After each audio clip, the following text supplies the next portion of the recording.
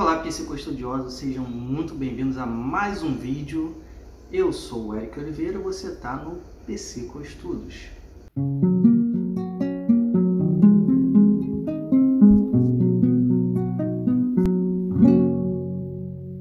E hoje vamos entrelaçar um pouquinho essa coisa de perceber, essa coisa de entender, e vamos falar sobre Wolfgang Köhler e a sua maravilhosa percepção e entendimento sobre a Gestalt.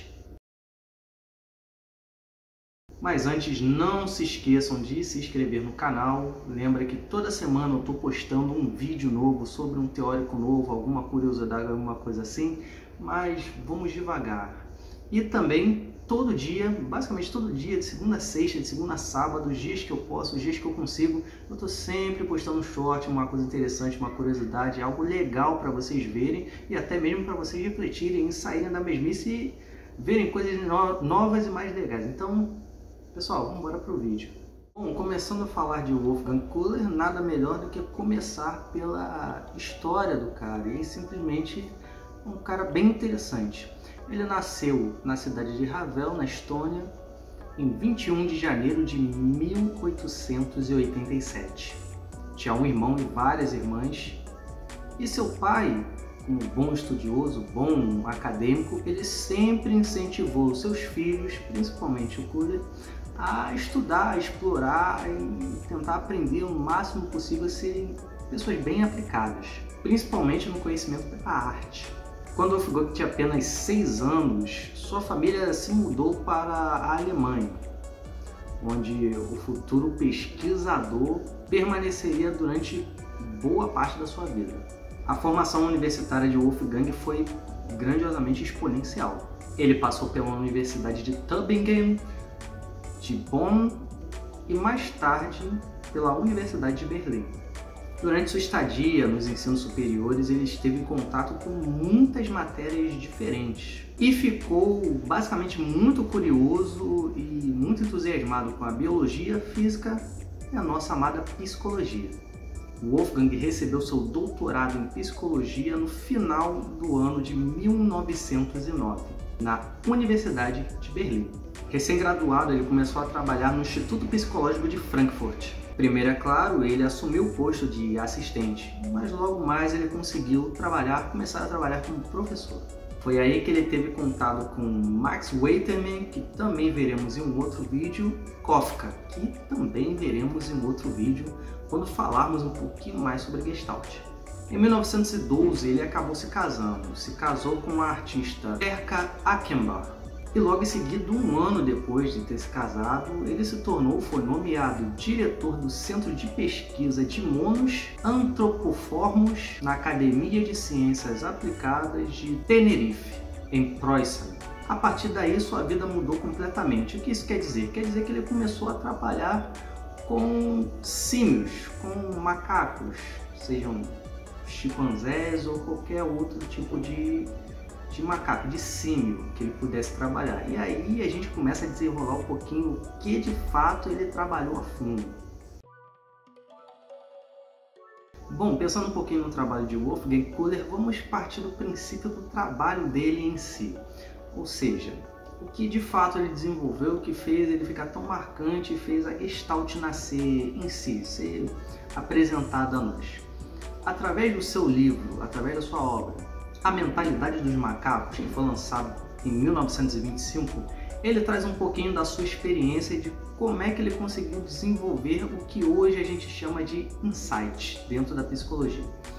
Bom, insight é um termo que não tem, de certa forma, um significado em si, é uma palavra alemã, mas a gente interpreta como discernimento e entendimento divergente ou diferente, que é como um estalo.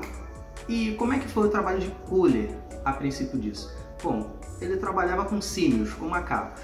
Então o que ele fazia? Ele colocava os macacos numa situação onde eles deveriam ter alguns objetivos, como pegar comida ou pegar algum tipo de objeto, enfim. Só que ele dificultava muito para os macacos. Por que ele fazia isso? Porque ele queria fazer um estudo de entendimento de como funcionaria a mente dos macacos em parentesco com a mente humana. Ou seja, por ser bem parecido, ele acreditou que conseguisse entender a mente humana estudando a mente dos macacos, que tinha uma proximidade grande de entendimento, ou seja, um bom parentesco para poder fazer comparações de estudos, tanto estudos sobre doença ou qualquer coisa do tipo, até sobre entendimento e desenvolvimento. E o que ele fazia nesse estudo? Ele colocava um macaco, por exemplo, e ficava numa jaula, e no topo ele colocava um cacho de bananas. Só que ele não deixava nada perto das bananas, de forma que fosse muito dificultoso para o macaco conseguir. Então, como é que o símio ia conseguir pegar a fruta? Era exatamente isso que ele queria saber. Então, ele dificultava para ver como o símio, o macaco, ia se desenvolver ou achar formas de conseguir alcançar aquele cacho. É claro que ele não deixava o macaco a esmo. O que ele fazia? Tempo a tempo, ele dava ferramentas para o macaco e observava como o símio, como o macaco iria utilizar a ferramenta para conseguir alcançar o objetivo. Dessa forma, ele conseguiu entender um insight. O macaco fazia tentativas e erros, e assim ele entendia que havia um tipo de estalo na mente do macaco e ele conseguia pensar, ou seja, entender uma outra forma de usar a ferramenta para alcançar o objetivo. Imagina você que tem uma coisa inalcançável do outro lado. Ou melhor, imagina que você está chegando em casa e esqueceu a sua porta trancada e a chave dentro da sua casa e você não tem chave reserva. Você vai tentar arrombar a porta e não vai conseguir. Você vai tentar entrar pela janela, mas você não mora no primeiro andar, você mora lá no quarto andar. E aí você começa a pensar em outras formas. Aí você tem um site e diz: eu tenho um número de um amigo que é chaveiro, ele pode vir me ajudar. E aí você liga para ele, o amigo chaveiro aparece e você consegue entrar na sua casa. Isso o Kohler chamaria de insight, porque você recebeu ferramentas ou não recebeu ferramentas e foi pensando em maneiras distintas, diferentes ou até complementares para conseguir alcançar o seu objetivo. Era isso que ele fazia com os macacos, era isso que o estudo dele trazia. É um estudo bem interessante, onde a gente entende que muitas das vezes a gente acaba desenvolvendo, entendendo e resolvendo problemas através do insight. Mas é claro que, como somos um pouco mais avançados que os macacos, nós não precisamos fazer as tentativas e erros, da qual ele precisou esperar dos macacos para que pudesse ver o avanço da sua mente. Bom, o final da vida de Kohler não foi nada fácil. Enquanto ele estava em Tenerife, estava ocorrendo a Primeira Guerra Mundial. E os britânicos estavam um pouquinho incomodados com ele, acreditando que ele fosse um tipo de espião, o que preocupava muito ele. Por isso que em 1920 ele saiu do emprego que ele tinha em Tenerife e voltou para Berlim. Naquela época sua fama cresceu e ele foi cada vez mais chamado para palestras ou para ensinos acadêmicos e foi bem repercutido, o seu nome positivamente repercutido pelos seus ensinamentos e pela sua sabiedade, pelos seus trabalhos.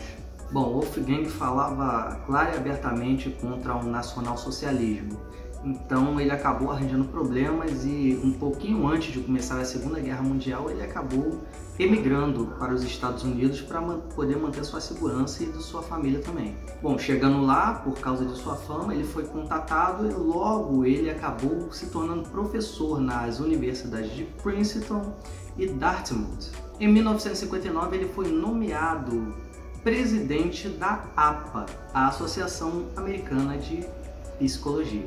Kohler acabou falecendo em 1967 em New Hampshire.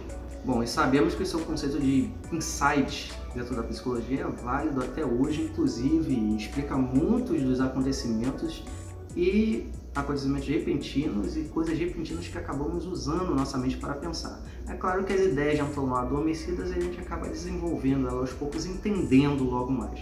Mas a forma mais simples de explicar naquela época e hoje seria o insight.